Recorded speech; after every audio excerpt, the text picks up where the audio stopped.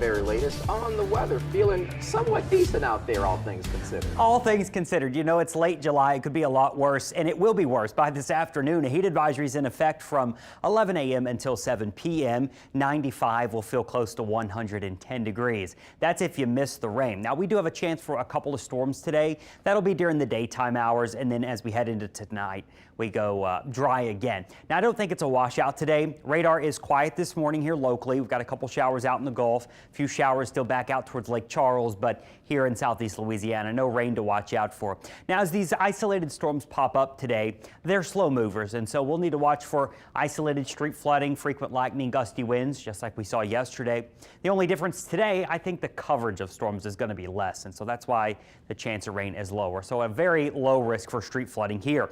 Big heads up, if you've got travel plans today, maybe you're heading up to the Northeast from D.C. to Baltimore, Philly to New York. There's a heightened risk for flooding later today, so you do need to watch the forecast closer. This is a fairly big risk for flooding up for these areas. We're talking street flooding as well, and so that will be something to watch for those travel plans. Here back home, we're in our summertime routine as we kick off August tomorrow. Isolated storms again, and that isolated flood risk will continue well into not only this weekend, but early next week. So our chance of rain is returning because our big heat ridge is weakening. Watch it stay strong today and tomorrow, weakens a little bit, and then through early next week, the ridge is for the most part gone. Weak front stalls out north of us, and we'll be staying in the low 90s with scattered showers and storms. So there's a chance of rain every day in your 7-day forecast. Does it rain every day? It's not a guarantee. That's why the chance sits at about 40 to 50%. Luckily, still nothing to worry about in the tropics for the Atlantic side. Very quiet on our side of the basin. The Pacific, though, is very active.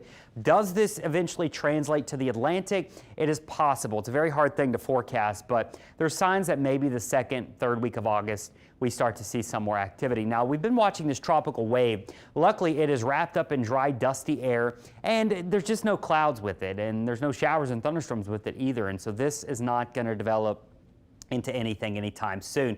We'll keep an eye on this moisture. You can see it wrapped up there in some of that dust. That moisture travels near the islands by this weekend. We may see this moisture approach Florida by the middle of next week, so about 7 days from now, but models are not aggressive with it develop into anything other than a little extra moisture. And so for now, nothing's a big problem out there in the tropics. We're kicking off August tomorrow with normal August weather. That's heat, humidity, and some scattered showers and storms. If you have weekend plans outside, there's a decent chance you see some pop-up storms during the daytime this weekend.